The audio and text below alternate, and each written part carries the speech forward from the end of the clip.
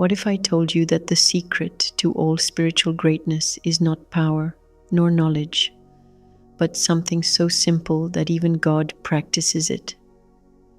Ramana Maharshi revealed, "The most supreme force in the universe is humility. Today you will understand that without humility there is no enlightenment." To the extent we behave with humility, to that extent good will result. One's greatness increases to the extent one becomes humble. The reason why God is supreme to such an extent that the whole universe bows to him is his sublime state of humility, in which the deluded ego never rises unknowingly. For a wise aspirant who seeks to gain true greatness, it is best to pay his homage, namaskarams, to others until complete egolessness is achieved. On the other hand, it is indeed dangerous for him to accept homage from others. Commentary by Sadhu Om. The wise aspirant mentioned here is only he who aims at self-realization. Since the ego subsides by doing namaskarams to others, it is pointed out to be best. And since the ego waxes by accepting namaskarams from others, it is pointed out to be indeed dangerous. Ramana, is it not on account of his behaving so humbly, like one willingly ever in the service of every creature, that God stands worthy of all the glorious worships ever performed by all the worlds? By his seeing himself in all, by his being humble even to his devotees, who bow to everyone, and by his naturally remaining at such a pinnacle of meekness that nothing can be meeker than himself, the state of being supreme has come to the Lord. Commentary by Sadhu Om. In these verses, Sri Bhagavan reveals a unique and surprising truth, that is, he explains how God stands worthy of being worshipped by all the worlds. Sri Bhagavan points out here that it is because God is naturally and lovingly humble to everyone in all his own creation.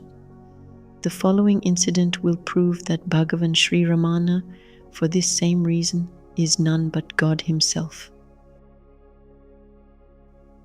A devotee asked Sri Bhagavan, "What is your feeling when hundreds of people come and do pranams to you?" Without hesitation, Sri Bhagavan replied, "First I do my namaskarams to each one of them as soon as they enter this room, and then only they do so. Subsiding one's ego is the right and real form of doing namaskarams. Do I not have more chances each day to do such namaskarams than anyone who comes here?" This reply of his contains a lot of secret and deep meaning to ponder over. The essence of the instruction given here is that being ever humble without allowing the rising of the ego is the only way to achieve greatness. Since mind itself is both the minutest and the biggest, self, the reality which is beyond the mind, is transcendent. Besides, self is bigger than all that is known as biggest and minuter than all that is known as minutest.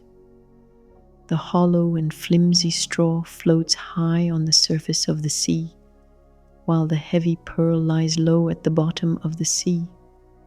Likewise, though the worthless one is positioned above, he is really low, and though the great one is positioned below, he is never low.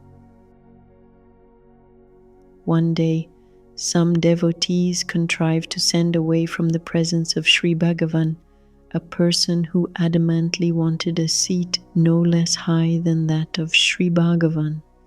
Guessing what had happened, Sri Bhagavan at once remarked, pointing his finger above his head, "Oh, you are very happy in driving him away, but what will you do with this one?" Just above the head of Sri Bhagavan, there was a monkey sitting on the branch of a tree, stretching its tail towards him. The devotees felt repentant for their mistake. Is not this incident a direct and practical explanation of this verse? If one abuses another or injures him, the remedy does not lie in retort or resistance.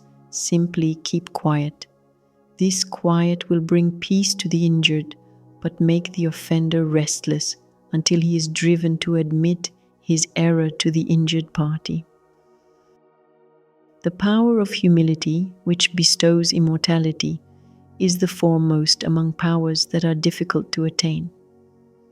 Since the only benefit of learning and other similar virtues is the attainment of humility, humility alone is the real ornament of the sages.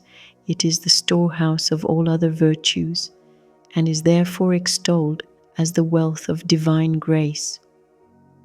Since attaining greatness is impossible for anyone except by humility, all the disciplines of conduct such as yama and niyama, which are prescribed specifically for aspirants on the spiritual path, have as their aim only the attainment of humility. Humility is indeed the hallmark of the destruction of the ego. The Supreme Lord, who is the highest of the high, shines unrivaled and unsurpassed only because he remains the humblest of the humble. Even for the Lord, it is the characteristic virtue. Thank you so much for watching. One of the videos on the screen might be exactly what you need to hear right now.